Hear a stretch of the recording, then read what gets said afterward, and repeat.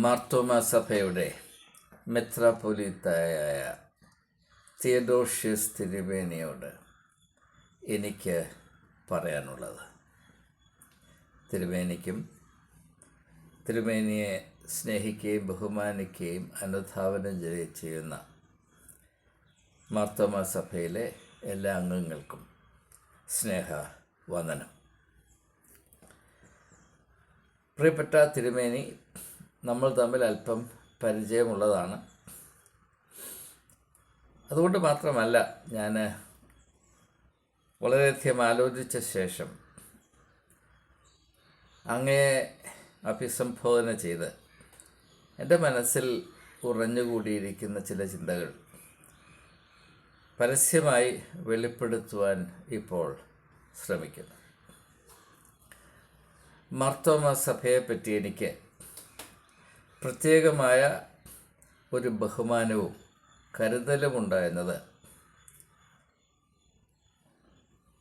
എന്നെ അറിയാവുന്ന ഏവരും വിശ്വസിക്കുവാൻ മടി കാണിക്കുകയില്ല, അങ്ങും അപ്രകാരം തന്നെയെന്ന് ഞാൻ കരുതുകയാണ്. അതുകൊണ്ട് തന്നെ ഈ സഭ പ്രതിനിധാനം ചെയ്യുന്ന സാധ്യതകളെപ്പറ്റി എനിക്ക് ഏതാണ്ട് വ്യക്തമായ രൂപവും അതിനെപ്പറ്റി വലിയ ആവേശവുമുണ്ട്. അല്ലായിരുന്നുവെങ്കിൽ ഞാൻ ഈ വീഡിയോ ചെയ്യുവാൻ കൂട്ടാക്കുമായിരുന്നില്ല.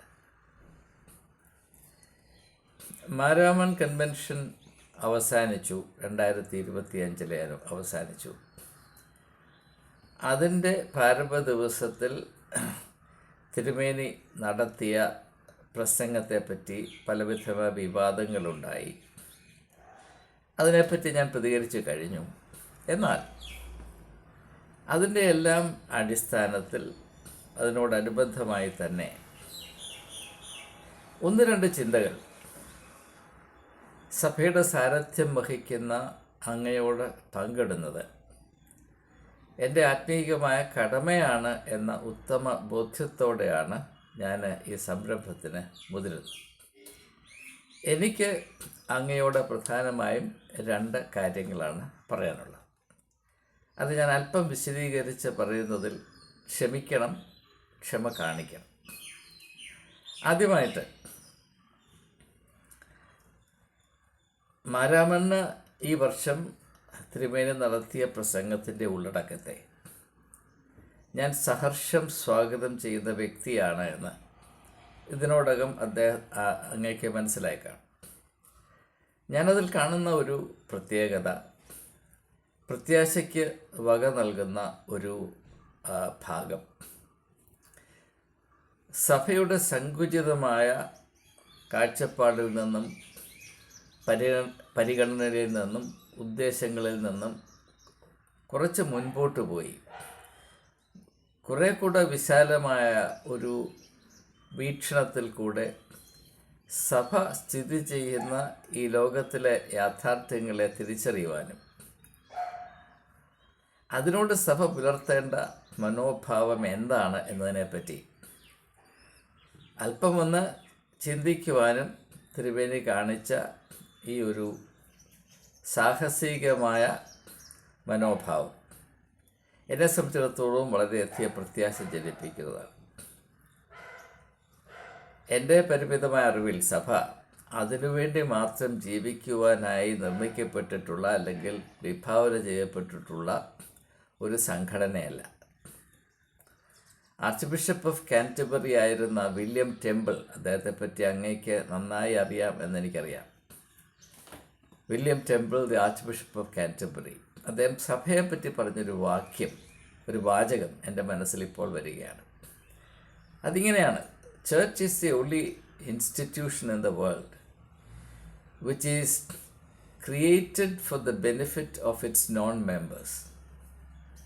ലോകത്തിലെ മറ്റെല്ലാ സ്ഥാപനങ്ങളെയും തുലനം ചെയ്ത് നോക്കുമ്പോൾ സഭ എന്ന സ്ഥാപനത്തിൻ്റെ പ്രത്യേകത, അത് വിഭാവന ചെയ്യപ്പെട്ടിട്ടുള്ളത് അതിലെ അംഗങ്ങളുടെ ഗുണത്തിന് വേണ്ടിയല്ല, പിന്നെയോ അതിലെ അംഗങ്ങളല്ലാത്ത അന്യർക്ക് വേണ്ടി അവരുടെ നന്മയ്ക്ക് വേണ്ടി പ്രവർത്തിക്കുവാനും നിലകൊള്ളുവാനുമായി ദൈവം വിഭാവന ചെയ്ത ഒരു സമ്പത്താണ് സഭ എന്നാണ് വില്യം ടെമ്പിൾ പറയുന്നത്. അതിനോട് ഞാൻ 100% യോജിക്കുന്നു, അവിടുന്ന് യോജിക്കുമെന്നാണ് ഞാൻ കരുതുന്നത്. എന്നാൽ ഇത് തിയറിയാണ് എന്നിരിക്കെ ഇത് അനുബന്ധമായി ഒരു സഭയെ പ്രവർത്തിക്കുന്നില്ല. അത് സഭകൾക്ക് സംഭവിച്ച ആത്മീയ ഇടിവിൻ്റെ ഒരു വശമാണ് എന്ന് മാത്രം ഞാൻ തൽക്കാലം പറഞ്ഞ് ആ ഭാഗം അവിടെ നിന്ന് മുൻപോട്ട് പോവുകയാണ്. അതുകൊണ്ടാണ് സാധാരണ കൺവെൻഷൻ പ്രസംഗവേദിയിൽ അവതരിപ്പിക്കപ്പെടാത്ത വിധത്തിൽ തിരുഷ്യസ് തിരുമേനി ചില കാര്യങ്ങൾ മണക്ക് വെച്ച് പ്രസ്താവിച്ചപ്പോൾ അതിനോട് ഞാൻ യോജിക്കുകയും അതിൽ സന്തോഷിക്കുകയും ചെയ്തു. അത് താങ്കളോടുള്ള വ്യക്തിപരമായ താല്പര്യം കൊണ്ടല്ല എന്നത് ഞാൻ അടിവരയിട്ട് പറയട്ടെ. അപ്പോൾ എനിക്ക് ഇത് ആസ്പദമാക്കി പ്രത്യേകിച്ച് പറയാനുള്ളത്, മാർത്തോമാ സഭയുടെ മോട്ടോ അല്ലെങ്കിൽ ശീർഷവാചകം ലൈറ്റഡ് ടു ലൈറ്റൻ എന്നാണ്. മാർത്തോമാ സഭ ഒരു നവീകരണ പ്രസ്ഥാനമാണ് എന്നതിനെപ്പറ്റി എല്ലാ മാർത്തോമാക്കാരും അഭിമാനം കൊള്ളുന്നുണ്ട്. അതിനെ ഞാനും വിലമതിക്കുന്ന കൂട്ടത്തിലാണ്. കാരണം നവീകരണം എന്നത്, റിന്യൂവൽ എന്നത്, അത് റിഫർമേഷൻ മാത്രമല്ല, റിന്യൂവൽ എന്നത് ജീവൻ്റെ മർമ്മമാണ്. എവിടെ റിന്യൂവൽ അവസാനിക്കുന്നുവോ അവിടെ മരണം സംഭവിക്കും. ജീവിച്ചിരിക്കുന്ന ഒരു പ്രതിഭാസത്തിൻ്റെ ആധികാരിക സ്വഭാവം എന്താണ്? അത് അതിൻ്റെ പരിസരത്തെ സ്ഥിതി ചെയ്യുന്ന എല്ലാറ്റിനോടും പ്രതികരിച്ചുകൊണ്ടേയിരിക്കും. Awareness of its surrounding world and the ability to respond to it. അതാണ് ജീവിച്ചിരിക്കുന്നതെന്നതിൻ്റെ തെളിവ്. ഇപ്പോൾ ശവം അവിടെ എത്ര അലങ്കരിച്ച് വെച്ചാലും അതായിരിക്കുന്ന സാഹചര്യത്തോട് പ്രതികരിക്കാൻ കഴിയുകയില്ല. സഭ അപ്രകാരം മൃതപ്രായമായ അവസ്ഥയിലാണെന്ന് സ്ഥിതി ചെയ്യുന്നത് എന്നതിനെപ്പറ്റി രണ്ട് തർക്കമുണ്ടാക്കുവാൻ സാധ്യമല്ല. ഏതെല്ലാം സഭ, ഏതെല്ലാം സ്ഥാപനം അതിനുവേണ്ടി മാത്രം ജീവിക്കുന്നുവോ അത് മൃതപ്രായമാണ്. ആത്മീകമായി അത് മൃതപ്രായമായ സ്ഥാപനങ്ങൾ തന്നെയാണ്. അവയിൽ വലിയ വലിയ പ്രസ്ഥാനങ്ങളൊക്കെ നടന്നാലും ആത്മീകമായി നോക്കുമ്പോൾ അത് മൃതപ്രായമാണ് എന്ന് പറയാതിരിക്കാൻ വയ്യ. അപ്പോൾ മാർത്തോമാ സഭയുടെ ആത്മീക പൈതൃകം എന്താണ്? Lighted to lighten. ലോകത്തിന് പ്രകാശം ലഭിക്കേണ്ടതിന് ഞങ്ങൾ പ്രകാശിതരായിരിക്കുന്നു. ലോകത്തിന് പ്രകാശം ലഭിക്കേണ്ടതിന് ഞങ്ങൾ പ്രകാശിതരായിരിക്കുന്നു എന്നതാണ് മാർത്തോമാ സഭയുടെ മോട്ടോ. ഇത് ഞാനുണ്ടാക്കിയത് മോട്ടോ അല്ല. മാർത്തോമാ സഭ വളരെ ആലോചിച്ച് ആത്മാവിൻ്റെ പ്രേരണയിൽ സ്വായത്തമാക്കിയിരിക്കുന്ന ഒരു മാർഗദർശനമാണ്. ഈ ഒരു മോട്ടോ സൂചിപ്പിക്കുന്ന വിധത്തിൽ മാർത്തോമാ സഭ ഇന്ന് പ്രവർത്തിക്കുന്നുണ്ടോ? ഇതിനനുസൃതമായൊരു ദർശനം അനുസരിച്ചാണോ മാർത്തോമാ സഭ പ്രവർത്തിക്കുന്നത് എന്നതിനെപ്പറ്റി അതിൻ്റെ സാരഥ്യം വഹിക്കുന്ന അങ്ങ് വളരെ സത്യസന്ധമായി ചിന്തിക്കേണ്ട ഒരു ആവശ്യമുണ്ട്. ഇതിൽ വളരെയധികം ഘടകങ്ങൾ അടങ്ങിയിട്ടുണ്ട്. അവയെല്ലാം ഈ ഒരു ചെറിയ വീഡിയോയിൽ ഉൾക്കൊള്ളിക്കുവാൻ സാധ്യമല്ല എന്നത് വ്യക്തമാണ്. നല്ലൊരു ഉദാഹരണം ഞാൻ പറയാം, ഇത് മനസ്സിലാകുന്നതിന് വേണ്ടി. ഞാനിത് പറയുമ്പോൾ എൻ്റെ നേട്ടങ്ങൾ എടുത്തു കാട്ടാൻ ശ്രമിക്കുന്നുവെന്ന് ദയവായി തെറ്റിദ്ധരിക്കരുത്. ആശയം വ്യക്തമാക്കാൻ ഒരു ഇലസ്ട്രേഷൻ, ഒരു ഉദാഹരണം പറയുന്നു. അത് സ്വന്തം അനുഭവത്തിൽ നിന്ന് പറയുമ്പോൾ കുറച്ചുകൂടെ ആധികാരികമാണ്. ഞാൻ തിയറി മാത്രം പറയുന്നവനല്ല, അങ്ങനെ പ്രവർത്തിക്കുന്നവനും കൂടെ ആണ്. ആ അടിസ്ഥാനത്തിലാണ് ഞാൻ സംസാരിക്കുന്നതെന്ന് മനസ്സിലാകാൻ വേണ്ടി മാത്രം. ഞാൻ സെൻറ്റ് സ്റ്റീഫൻസ് കോളേജിൻ്റെ ചുമതല ഏറ്റെടുത്ത ശേഷം ആ സ്ഥാപനത്തിൽ വരുത്തിയ മാറ്റങ്ങൾ ഒരു പക്ഷേ അങ്ങയുടെ ശ്രദ്ധയിൽപ്പെട്ട് കാണും. അതിലൊന്ന് ഡൽഹിയിലെ ഏത് പൗരനും താല്പര്യമുണ്ടെങ്കിൽ കോളേജിൽ വന്ന് ഫ്രീ ആയിട്ട് പഠിക്കത്തക്കവണ്ണം ഒരു കോഴ്സ് ഞാൻ നടത്തി. അത് ഞാൻ തന്നെയാണ് നടത്തിയത്. ആ കോഴ്സിൻ്റെ പേര് സിറ്റിസൺഷിപ്പ് ആൻഡ് കൾച്ചറൽ എൻറിച്ച്മെൻറ്റ് എന്നാണ്. അതായത് സെൻറ്റ് സ്റ്റീഫൻസ് കോളേജ് എന്ന് പറയുന്ന ഒരു വിദ്യാഭ്യാസ സ്ഥാപനം ഭാരതത്തിൻ്റെ തലസ്ഥാന നഗരിയിൽ സ്ഥിതി ചെയ്താൽ അതുകൊണ്ട് തലസ്ഥാന നഗരിയിൽ വസിക്കുന്ന ആളുകൾക്ക് കുറഞ്ഞപക്ഷം സാംസ്കാരികമായി മേന്മ പ്രാപിക്കുവാൻ അവസരമുണ്ടാക്കണം. ആർക്കെങ്കിലും താല്പര്യമുണ്ടെങ്കിൽ, ഒരു സ്ഥാപനത്തിന് വളരെ പരിമിതി ഉണ്ടെന്ന് എല്ലാവർക്കും അറിയാം. പക്ഷേ പരിമിതിക്കുള്ളിൽ നിന്നുകൊണ്ട് തന്നെ നമുക്ക് പല കാര്യങ്ങളും ചെയ്യാൻ സാധിക്കും. അത് തക്കതായ ഒരു ദർശനമുണ്ടെങ്കിൽ ഞാൻ വളരെ സന്തോഷത്തോടെ പറയട്ടെ, ഞാൻ ആ കോഴ്സ് ഡൽഹിയിലെ സിറ്റിസൻസിന് ഓഫർ ചെയ്തപ്പോൾ ഒരു രാത്രി കൊണ്ട് 350 രജിസ്ട്രേഷൻസ് വന്നു. ഞാൻ രജിസ്ട്രേഷൻ ക്ലോസ് ചെയ്തു. കാരണം അതിൽ കൂടുതൽ ആളുകളെ അഡ്മിറ്റ് ചെയ്യാൻ എനിക്ക് കഴിയാഞ്ഞതുകൊണ്ട്, അതിനുള്ള സാഹചര്യമില്ലാഞ്ഞതുകൊണ്ട്. ഞാൻ ഒരു വർഷം മുഴുവനും അവരെ പഠിപ്പിച്ചു. ആ സംരംഭത്തിൽ പങ്കെടുത്ത എല്ലാവർക്കും ഒരു പുതിയ ദർശനം പ്രാപിക്കുവാൻ അതുകൊണ്ട് ഇടയായി. ഇത് 2014-15 നടന്നത്. അത് 16 ഞാൻ തുടർന്നു, റിട്ടയർ ചെയ്യുന്നത് വരെ. അതിൽ പങ്കെടുത്ത പലരും ഇന്നും എന്നോട് ബന്ധം പുലർത്തുന്നുണ്ട് എന്ന് പറയുമ്പോൾ അത് എത്രമാത്രം അവരെ സ്വാധീനിച്ചു എന്നത് അനുമാനിക്കാവുന്നതാണ്. അപ്പോൾ ഞാനിത് ഉദാഹരണമായി പറയുന്നത് എന്താണെന്ന് ചോദിച്ചാൽ, സാധാരണ ഒരു സ്ഥാപനത്തെപ്പറ്റി നാം ചിന്തിക്കുന്നത് അതിലേക്ക് ആളുകൾ വരണം, അതിലേക്ക് വിഭവങ്ങൾ ഒഴുകി വരണം. എന്നാൽ നേരെ മറിച്ചൊരു ദർശനം സാധ്യമാണ്. സ്ഥാപനത്തിൽ നിന്ന് വെളിച്ചം ഒഴുകി ഒരു സമൂഹത്തിൻ്റെ മനസാക്ഷിയിൽ പ്രവേശിച്ച് അതിനെ ദീപ്തമാക്കുവാൻ കഴിയും. അതാണ് ആത്മീയമായ ദർശനം. നമുക്കറിയാം, എസെക്കിയേൽ പ്രവാചകൻ്റെ പുസ്തകത്തിൻ്റെ 37-ാം അധ്യായത്തിൽ ആത്മീയത എന്താണ് എന്നത് പ്രതീകാത്മകമായി രേഖപ്പെടുത്തിയിട്ടുണ്ട്. ദേവാലയത്തിൻ്റെ ഉമ്മറപ്പടിയുടെ കീഴിൽ നിന്ന് ഉത്ഭവിക്കുന്ന ആ നദി അത് ദൂരെ ദൂരെ ദൂരേക്ക് ഒഴുകിപ്പോവുകയാണ്.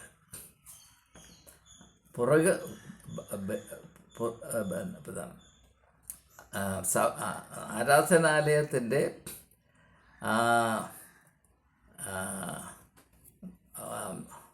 ഇടത്തിൽ നിന്ന്, അതിൻ്റെ പ്രെമിസസിന് വെളിയിലേക്കുള്ള ഒഴുക്കാണ് ആത്മീയത എന്ന സുപ്രധാനമായ ദർശനമാണ് എസെക്കിയേൽ പ്രവാചകനിൽ കൂടെ നമുക്ക് ലഭിക്കുന്നത്. അങ്ങനെ ആ നദി ബഹിർഗമിക്കുമ്പോഴാണ് അത് പോകുന്നിടത്തൊക്കെയും ജീവൻ്റെ ചലനങ്ങളുണ്ടാകുക. അതാണ് ആത്മീയത.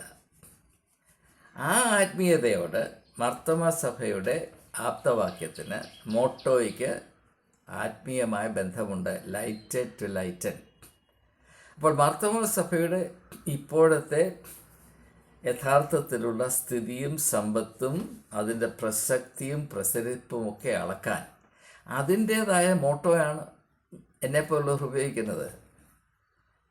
അപ്പോൾ ന്യായമായും ചോദ്യം ഉദിക്കും, ഏത് വിധത്തിലാണ്, ഏത് തോതിലാണ് മാർത്തോമ സഭ കേരളത്തിൻ്റെ മണ്ണിൽ സ്ഥിതി ചെയ്യുന്നത് കൊണ്ട്, ഭാരതത്തിൻ്റെയും വിവിധ രാജ്യങ്ങളുടെയും മണ്ണിൽ അത് പടർന്നിരിക്കുന്നത് കൊണ്ട് ലോകത്തെ ദീപ്തമാക്കുവാൻ ഏത് വിധത്തിലാണ് മാർത്തോമ സഭ ചിന്തിക്കുന്നത്, പ്രവർത്തിക്കുന്നത് എന്ന് ന്യായമായും ചിന്തിക്കുവാൻ മാർത്തോമ സഭയിലെ അംഗമല്ലാത്തവർക്കും അവകാശമുണ്ട്. അതുകൊണ്ട് ദയവായി അങ്ങയുടെ ശ്രദ്ധ ഈ ഒരു വശത്തിലേക്ക്, ഈ ഒരു സാധ്യതയിലേക്ക് തിരിക്കണമേ എന്ന് ഞാൻ ആത്മാർത്ഥമായി സവിനയം അഭ്യർത്ഥിക്കുകയാണ്. അങ്ങനെ ചെയ്താൽ യഥാർത്ഥത്തിൽ നവീകരണ ദർശനത്തോടെ ആരംഭിച്ച സഭ അതെന്നുമെന്നും നവീകരിക്കപ്പെട്ടുകൊണ്ടേയിരിക്കുന്ന ഒരാത്മീയ പ്രതിഭാസമായി രൂപാന്തരപ്പെടും എന്ന പ്രത്യാശയിലാണ് ഞാനിത് പറയുന്നത്. അല്ലാത്ത സഭ ജീവിക്കുന്ന ശവമായി അലങ്കരിക്കപ്പെട്ട പെട്ടികളിൽ സൂക്ഷിക്കാൻ മാത്രം കൊള്ളാവുന്നതായി തീരും. യേശുവിൻ്റെ ഭാഷയിൽ പറഞ്ഞാൽ കാരമില്ലാത്ത ഉപ്പ് പോലെയായി തീരും. അല്ലെങ്കിൽ കത്തിച്ച വിളക്ക് പറയൻ കീഴിൽ വെച്ചിരിക്കുന്നത് പോലെയാകും. ലൈറ്റഡ് ടു ലൈറ്റൻ എന്ന മോട്ടോ സ്വർണ്ണലിപിയിൽ എഴുതി വെക്കാം, പക്ഷേ അത് അർത്ഥശൂന്യമായി തീരും. ഇതാണ് എനിക്ക് അങ്ങയോട് പറയാനുള്ള കാര്യം. ഇത് എപ്രകാരമാണ് ആവിഷ്കരിക്കേണ്ടത് എന്നതിനെപ്പറ്റി സഭയുടെ വിവിധ തലങ്ങളിൽ, തട്ടങ്ങളിൽ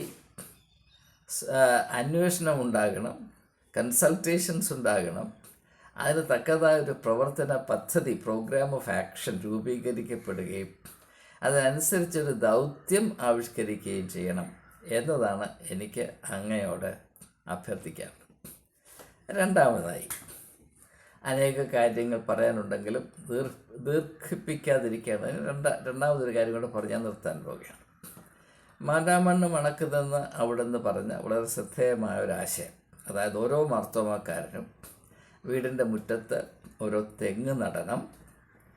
ആ തെങ്ങ് വളരുമ്പോൾ അതിൻ്റെ ഓല ഉണക്കി മെടഞ്ഞ് മണക്ക് കൊണ്ടുവന്ന് ഇവിടെ കൺവെൻഷൻ പന്തലിടാനായിട്ട് അത് പ്രയോജനപ്പെടുത്തത്തക്കവണ്ണം നിങ്ങൾ അതിനുവേണ്ടി ഇപ്പോൾ തന്നെ ശ്രമിക്കണം എന്ന് അവിടുന്ന് പറഞ്ഞു. അതിമനോഹരമായ, വളരെ പ്രസക്തമായ, അഭിനന്ദനം അർഹിക്കുന്ന ഒരാശയമാണ്. പക്ഷേ ഈ ആശയം ഞാൻ കേട്ടപ്പോൾ എൻ്റെ മനസ്സിൽ വന്നത് രാം ജന്മഭൂമി പ്രസ്ഥാനം ബാബരി മസ്ജിദ് തകർത്ത ശേഷം അവിടെ രാമൻ്റെ ക്ഷേത്രം പണിയാനായി വിശ്വ പരിഷത്ത് ശ്രമിച്ചുകൊണ്ടിരുന്ന കാലത്ത് അവരും പറഞ്ഞത് ഇത് തന്നെയാണ്. ഹിന്ദുക്കളായ നിങ്ങൾ ഭാരതത്തിൻ്റെ ഏത് മൂലയിലാണെങ്കിലും നിങ്ങളുടെ വീട്ടിൽ നിന്ന് ഓരോ ബ്രിക്ക്, ചെങ്കട്ട, ഒരു ചെങ്കട്ട മതി, ഒരു ബ്രിക്ക് കൊണ്ടുവന്നാൽ മതി. അങ്ങനെ ലക്ഷക്കണക്കിന് ബ്രിക്കുകൾ അയോധ്യയിലെത്തി. അത് മുഴുവൻ കാണാതെ പോയി. അത് മറ്റൊരു വിഷയമാണ്. അപ്പോൾ അതിനോട് സമാനമായ ഒരാശയമാണ് അവിടുന്ന് അവതരിപ്പിച്ചത് എന്നതിൽ എനിക്ക് തിരിച്ചറിയാൻ കഴിയും. പക്ഷെ അതുകൊണ്ട് പ്രശ്നമൊന്നുമില്ല, അത് നല്ലത് തന്നെയാണ്. ഈ ആശയം നല്ലതാണ്. കാരണം ഓരോ കുടുംബത്തിനും മാരാമൺ കൺവെൻഷൻ എന്ന ഈ വലിയ പ്രസ്ഥാനത്തിന് സംഭാവന നൽകാൻ കഴിയും. അതിനോട് ബന്ധം പുലർത്താൻ സാധിക്കും. അതിലെന്തെങ്കിലും ഒരു കോൺട്രിബ്യൂഷൻ നൽകി എന്ന ഒരു അഭിമാനം അവർക്ക് അനുഭവവേദ്യമായത്, ഇതൊക്കെ നല്ല കാര്യം തന്നെയാണ്. പക്ഷേ എനിക്ക് പ്രത്യേകമായി തിയോഡോഷ്യസ് തിരുമേനിയോട്, അങ്ങയോട് പറയാനുള്ളത്, ഇതിൻ്റെ മറുവശം അവിടെ നിന്ന് കാണണം. ഇത് ഞാൻ ഇതുവരെ പറഞ്ഞ കാര്യങ്ങളുടെ അനുബന്ധമായി വീണ്ടും പറയുകയാണ്. ഇപ്പം ലോകത്തിലേക്ക് ഒഴുകുന്ന പ്രവാഹമായി സഭയെ കാണണമെന്ന് അതുപോലെ തന്നെ മാരാമണ്ണ മണക്ക് പന്തൽ കെട്ടാനായി മർത്തോമ സഭാവിശ്വാസികൾ അവരുടെ വീട്ടിൽ നിന്ന് ഓല കൊണ്ടുവരണം എന്ന് പറയുന്നത് പോലെ തന്നെ സഭ ചിന്തിക്കേണ്ട മറ്റൊരു കാര്യമുണ്ട്. മാർത്തോമ സഭയിൽ പെട്ടിരിക്കുന്ന ഓരോ കുടുംബത്തിലേക്കും സഭയിൽ നിന്ന് എപ്രകാരമുള്ള ആത്മീയ പ്രവാഹമാണ് സംഭവിക്കേണ്ടത് എന്നതിനെപ്പറ്റി ഒരു വ്യക്തമായ ചിന്ത ഉണ്ടാകേണ്ട ആവശ്യമുണ്ട്. അത് മനസ്സിലാക്കുന്നതിന് വേണ്ടി ഒരു ഉദാഹരണം എടുത്ത് ചിന്തിക്കാം. ഇപ്പോൾ തിരുമേനി പറഞ്ഞല്ലോ, നമ്മുടെ കുഞ്ഞുങ്ങൾ മയക്കുമരുന്നിന് ഇരയായിത്തീരുന്നു, അവരിൽ അക്രമ ആസക്തികൾ വർദ്ധിക്കുന്നു. ഈ രണ്ട് പ്രശ്നങ്ങൾ തീർച്ചയായിട്ടുമുണ്ട്, യാതൊരു സംശയമില്ല. എനിക്ക് തിയോഡോഷ്യസ് തിരുമേനിയോടും അദ്ദേഹത്തിൻ്റെ കൂടെ പ്രവർത്തിക്കുന്ന മറ്റ് വിദഗ്ധരായ തിരുമേനിമാരോടും ചോദിക്കാനുള്ളത്, ഈ രണ്ട് പ്രശ്നങ്ങൾ കുറഞ്ഞപക്ഷം മാർത്തോമാ സഭയിലെ കുടുംബങ്ങളിൽ വളർന്നു വരുന്ന കുട്ടികൾ ഇവയിൽ നിന്ന് സംരക്ഷിക്കപ്പെടത്തക്കവണ്ണം, അല്ലെങ്കിൽ ഈ വലിയ രണ്ട് അപാകതകളെ അതിജീവിക്കത്തക്കവണ്ണം മാർത്തോമാ സന്തതികളെ, മാർത്തോമാ കുടുംബങ്ങളിൽ വളർന്നു വരുന്ന കുഞ്ഞുങ്ങളെ ആത്മീയമായി പരിശീലിപ്പിക്കത്തക്കവണ്ണം എന്ത് പരിപാടിയാണ് സഭയുടെ ആഭിമുഖ്യത്തിൽ നടക്കുന്നത്? ഈ പ്രശ്നം എന്താണ് എന്നത് വേണ്ട വിധത്തിൽ മനസ്സിലാക്കുവാനുള്ള ശ്രമമെങ്കിലും നടന്നിട്ടുണ്ടോ? ഞാനൊരു അനുഭവം പറഞ്ഞാൽ, 1976 ഞാൻ സെൻറ്റ് സ്റ്റീഫൻസ് കോളേജ് ഇംഗ്ലീഷ് ഡിപ്പാർട്ട്മെൻറ്റിൽ അധ്യാപകനായി ചേർന്നത് 1973 അതിനുശേഷം തികച്ച് ഏതാണ്ട് 3 വർഷം കഴിഞ്ഞപ്പോൾ എൻ്റെ ഒരു വിദ്യാർത്ഥി, അവൻ്റെ മുഖം എൻ്റെ മനസ്സിൽ ഇപ്പോഴും വ്യക്തമായിട്ടുണ്ട്. അവൻ്റെ പേര് ഞാൻ ഓർക്കുന്നുണ്ട്. സ്റ്റീഫൻ വെറ്റാനിസ് എന്ന് പറയുന്ന ഒരു വിദ്യാർത്ഥി തൂങ്ങി മരിച്ചു. കാരണം എന്താണ്? അവൻ മയക്കുമരുന്നിന് അടിമയായിരുന്നു. അത് വഹിക്കാൻ വയ്യാതെ, അതെങ്ങനെ കൈകാര്യം ചെയ്യണമെന്നറിയാൻ വയ്യാതെ അവൻ മരിച്ചുപോയി. അതെൻ്റെ മനസ്സിൽ വലിയ ഉണങ്ങാത്ത മുറിവുണ്ടാക്കി. ഞാൻ ആ മുറിവ് എൻ്റെ മനസ്സിൽ വഹിച്ചുകൊണ്ട് നടന്ന് നീറിപ്പുകഞ്ഞ് ഈ പ്രശ്നം എന്താണെന്ന് അന്വേഷിച്ച് അതിനെപ്പറ്റി ഞാനൊരു പുസ്തകം എഴുതിയിട്ടുണ്ട്. എങ്ങനെയാണ് യുവാക്കന്മാർ മയക്കുമരുന്നിൻ്റെ അടിമകളാകുന്നത് എന്ന ഒരു പുസ്തകം ഇംഗ്ലീഷിൽ ഞാൻ രചിച്ചിട്ടുണ്ട്. എൻ്റെ പേര് the dream and the dragon എന്നാണ്. എന്തുകൊണ്ടങ്ങനെ സംഭവിച്ചു എന്ന് ചോദിച്ചാൽ, ഇങ്ങനെയൊരു പ്രശ്നമുണ്ടായാൽ അതിനെ എങ്ങനെ പരിഹരിക്കാം, ഈ വലിയ അപകടത്തിൽ നിന്ന് എൻ്റെ വിദ്യാർത്ഥികളെ ഇനിയുള്ള കാലങ്ങളിൽ എങ്ങനെ സംരക്ഷിക്കാൻ കഴിയാം എന്നന്വേഷിക്കുക വിദ്യാർത്ഥികളെ സ്നേഹിക്കുന്ന അധ്യാപകൻ്റെ കടമയാണ്. അതുപോലെ തന്നെ ഒരുപക്ഷെ അതിനേക്കാൾ കൂടുതലായി മാർത്തോമാ സഭയുടെ സാന്നിധ്യം വഹിക്കുന്ന തിയോഡോഷ്യസ് തിരുമേനി, അങ്ങേക്കൊരു കടമയുണ്ട്. മാർത്തോമാ സഭയിൽ ഉൾപ്പെട്ടിരിക്കുന്ന കുടുംബങ്ങളിൽ വളർന്നു വരുന്ന യുവാക്കന്മാരെങ്കിലും ഈ അപകടത്തിൽ പെട്ടുപോകാതെ ചെറുപ്പത്തിൽ തന്നെ, ചെറുപ്പം മുതൽക്കേ അവരെ എപ്രകാരം പരിശീലിപ്പിക്കണമെന്നതിനെപ്പറ്റി ഒരു കേന്ദ്രീകൃതമായ അന്വേഷണവും ഈ പ്രശ്ന പരിഹാരത്തിന് ഉതകുന്നൊരു ദൗത്യവും ആവിഷ്കരിക്കണം. നമുക്ക് മിഷൻ ഡിപ്പാർട്ട്മെൻറ്റൊക്കെ ഉണ്ടല്ലോ. മിഷൻ അങ്ങ് നേപ്പാളിലും കോങ്കോയിലും അല്ല, നമ്മുടെ ഭവനങ്ങളിലാണ് മിഷൻ ഫീൽഡ് കണ്ടെത്തേണ്ടത്. അതിന് പകരം സർക്കാർ ചെയ്യണം, സർക്കാർ അത് ചെയ്യണം, ഇത് എന്ന് പറഞ്ഞിട്ട് കാര്യമില്ല. നമ്മൾ ചെയ്യാൻ കൂട്ടാക്കാത്ത കാര്യം സർക്കാരിനെ കൊണ്ട് ചെയ്യിക്കാമെന്ന് വിചാരിക്കുന്നത് അത് അത്ര പന്തിയായ കാര്യമല്ല എന്ന് മാത്രമാണ് എനിക്ക് പറയാറുള്ളത്. ഇനിയും ഇതിനോടനുബന്ധിച്ച് ഒരു കാര്യം പറയാം. ഇത് പ്രാവർത്തികമായ പ്രസക്തി ഉള്ളതുകൊണ്ട് മാത്രം. ഞാൻ 1971 സെൻറ്റ് സ്റ്റീഫൻസ് കോളേജിൽ പോകുന്നത് ഒരു വിദ്യാർത്ഥിയായിട്ടാണ്, ബിരുദാനന്തര വിദ്യാർത്ഥിയായിട്ടാണ്. അന്ന് ആ കോളേജ് മയക്കുമരുന്നിൻ്റെയും മദ്യത്തിൻ്റെയും അടിമയായിരുന്നു. ഞാൻ അതിശയോക്തി പറയുകയല്ല.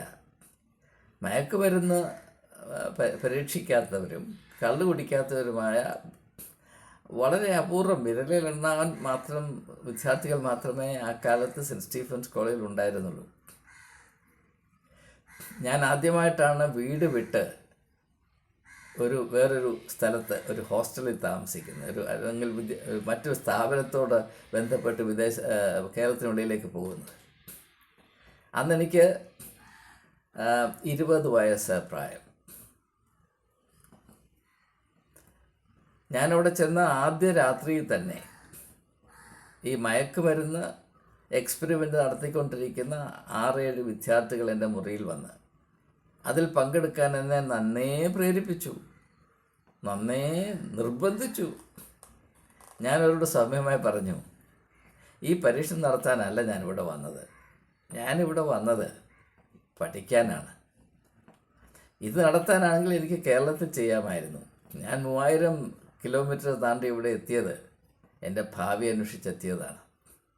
എനിക്ക് ഇതിൽ താല്പര്യമില്ല, എന്നെ ഒഴിവാക്കണം എന്ന് പറഞ്ഞപ്പോൾ അവർ വളരെ മുഷിഞ്ഞു, എന്നോട് കോപം കാണിച്ചു.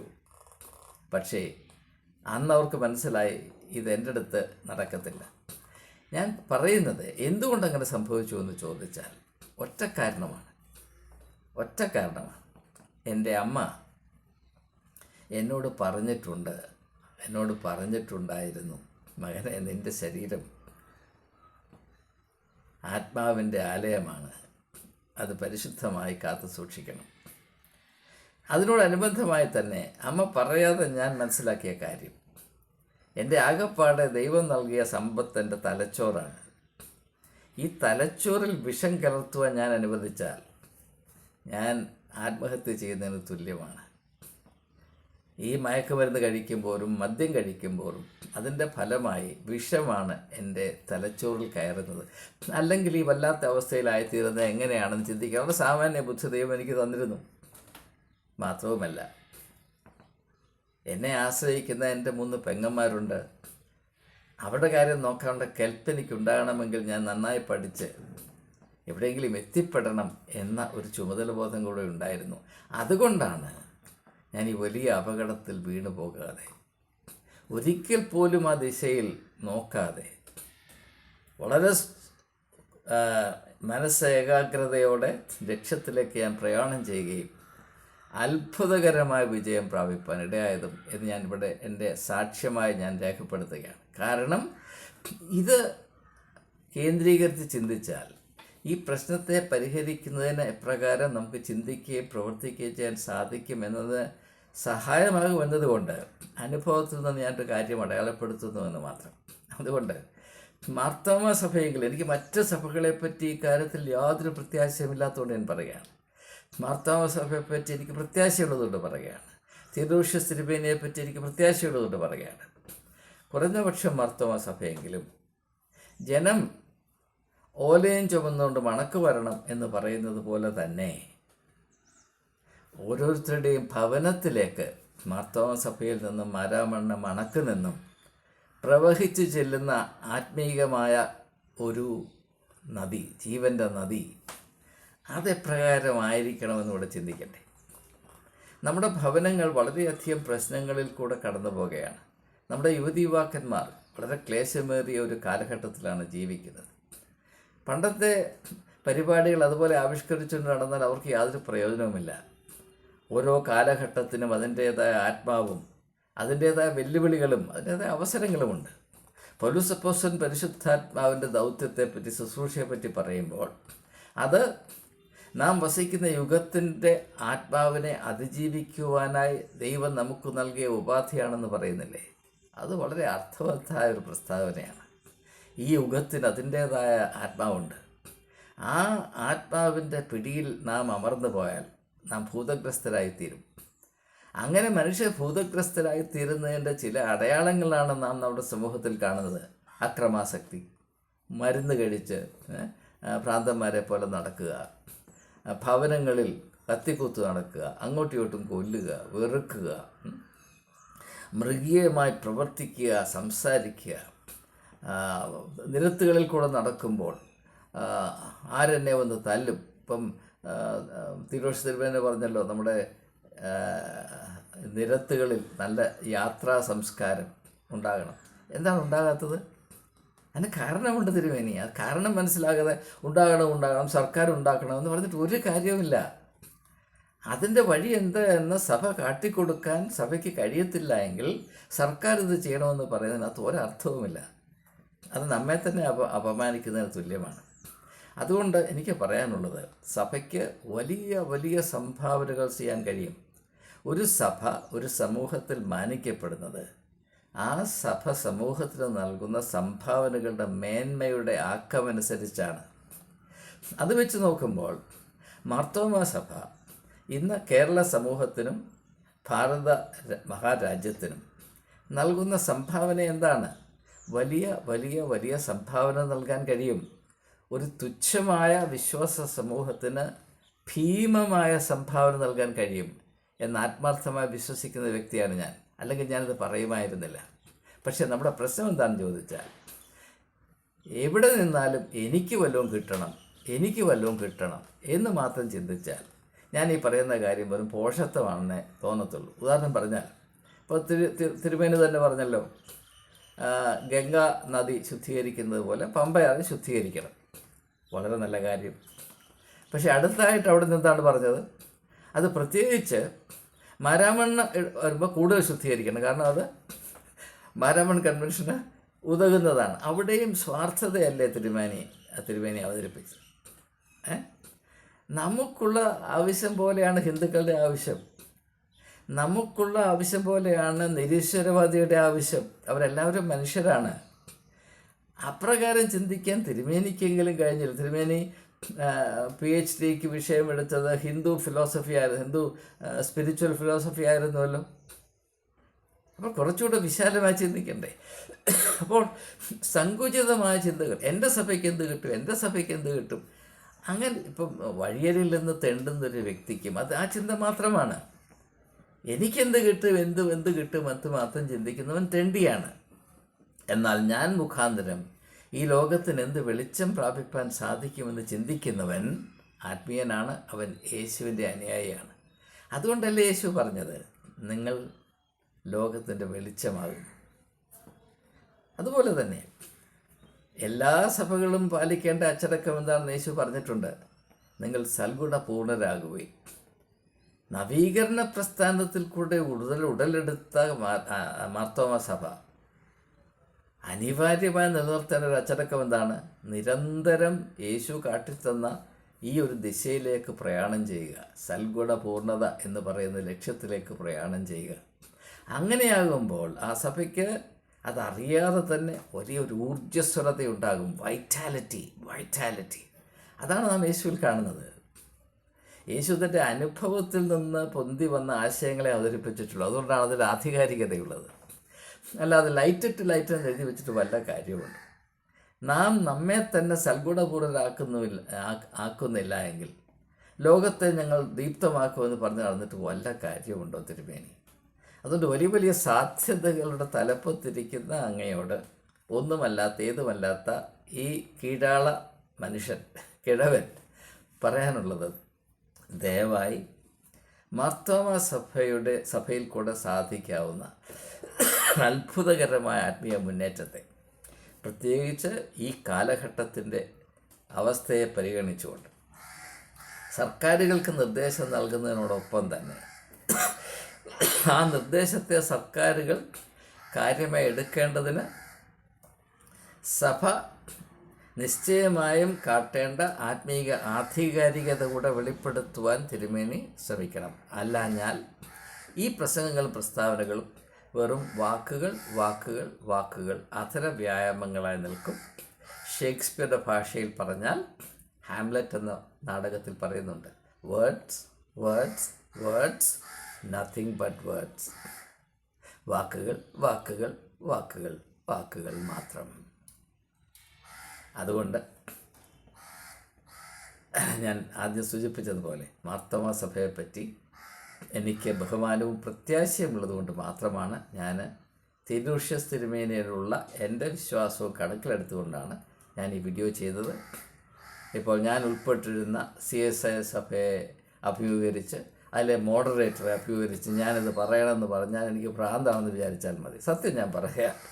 അയ്യോ എന്നുള്ള അന്ത്യസ്വരമോർക്കിൽ അയ്യോ എനിക്കൊന്നും വേണ്ടേ പാരിൽ എന്ന് ഞാൻ പാടിപ്പോവും. ആത്മാർത്ഥമായിട്ട് പാടിപ്പോവും. CSI സഭയെ പറ്റി ഓർക്കുമ്പോൾ അയ്യോ പോട്ടെ. അതുകൊണ്ടാണ് ഞാൻ പറയുന്നത്, ദയവായി ചിന്തിക്കുക.